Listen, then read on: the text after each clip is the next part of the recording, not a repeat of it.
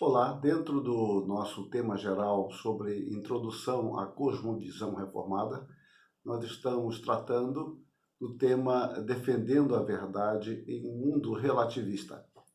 No vídeo anterior, nós terminamos falando de Calvino, sobre a importância da verdade, e citamos uma frase dele que consiste no seguinte: significando ser conluio de ímpios, não acordo de fiéis, a unidade que se processa a parte da palavra do Senhor.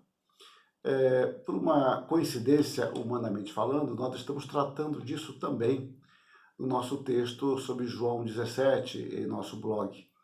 Então, na semana que se inicia, em termos de segunda-feira, não estou considerando domingo, dia 10, nós começamos a falar sobre unidade, o que unidade não é, e depois vamos falar o que unidade é.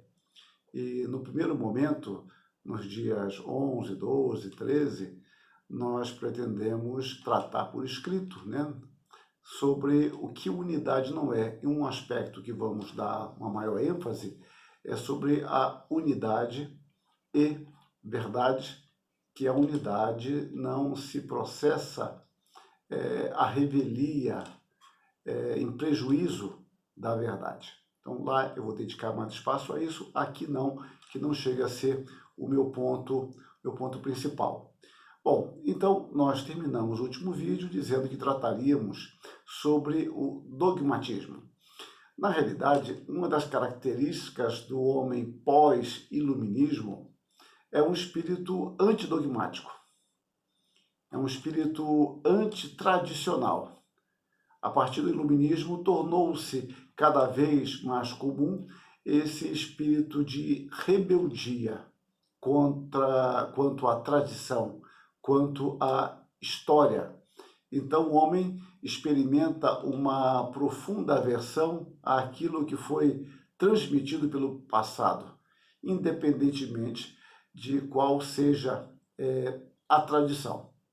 É claro que num ponto oposto, ou num polo oposto, poderíamos falar também do equívoco de aceitarmos simplesmente a tradição pela tradição. Na realidade, o espírito antitradicional é ruim em si mesmo, e o espírito anti o novo, contrário ao que é novo, também é ruim. O bom princípio é examinar as coisas e não praticarmos, o que eu digo em algum outro texto, uma espécie de esnobismo cronológico, que significa aceitar simplesmente o que é novo porque é novo e rejeitar o antigo por ser antigo. Então, esses dois extremos são, obviamente, perigosíssimos. Mas meu ponto aqui é o antidogmatismo, que, dentro desse espírito, entende que a perfeição, o modelo ideal, está sempre no futuro, nunca no passado. Mas vamos começar a ver a palavra dogmatismo. O que significa ela? A palavra dogmatismo, ela provém do grego dogma, que é apenas uma transliteração, ela não foi traduzida. Ela tem uma gama de significado muito extensa, como opinião, certeza, proposição, enunciação, doutrina, verdade, decreto, estatuto, ordenança, parecer, e assim vai. Dogma é derivado do verbo dokel, que pode ser traduzido por pensar, cuidar, considerar, supor.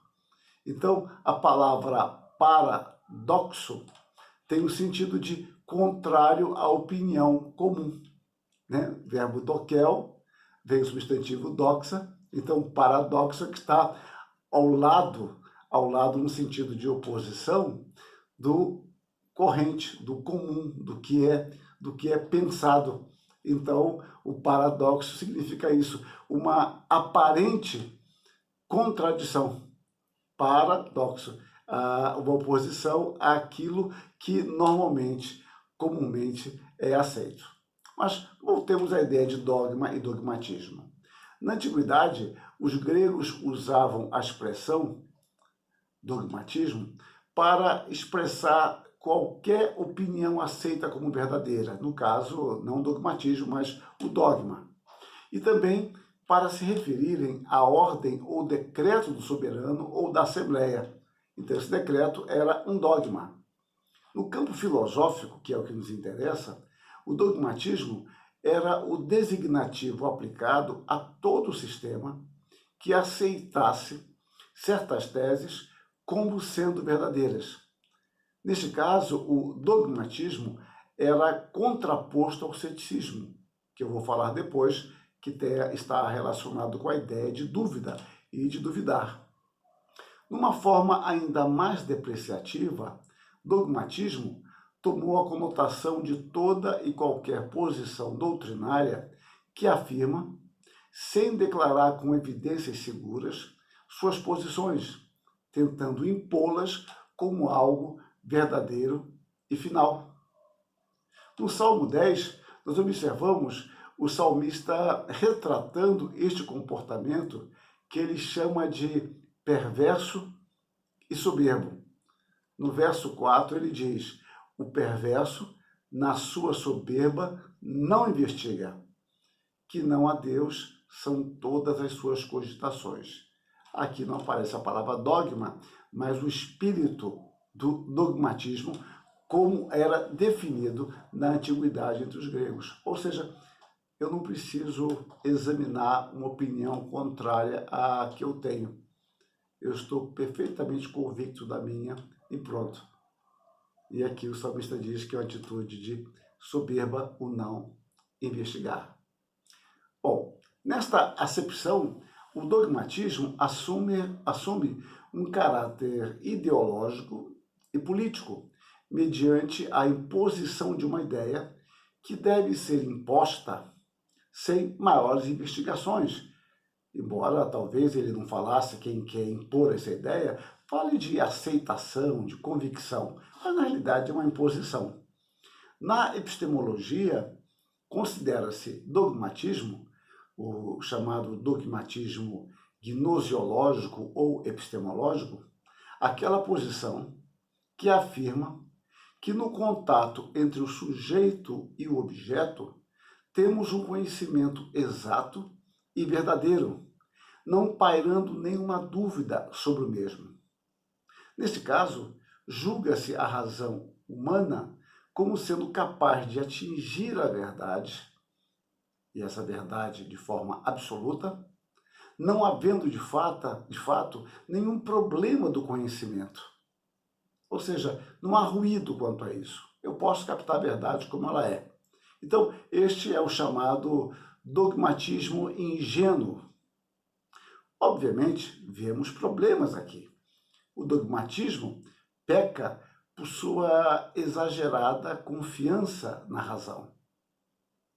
Então, ele é extremamente otimista quanto a si mesmo.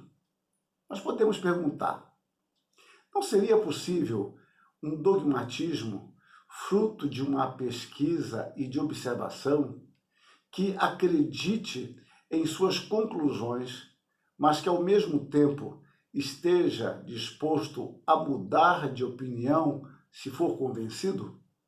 É possível isso? Nós falamos de um dogmatismo ingênuo, mas será que o dogmatismo se limita a isto? Bom, eu vou deixar isso para o próximo vídeo, porque esse está ficando mais extenso do que eu imaginei. Pensemos um pouco mais nisso e no próximo vídeo trataremos desta questão. Que Deus nos ilumine, Deus nos guarde e nos abençoe. Amém.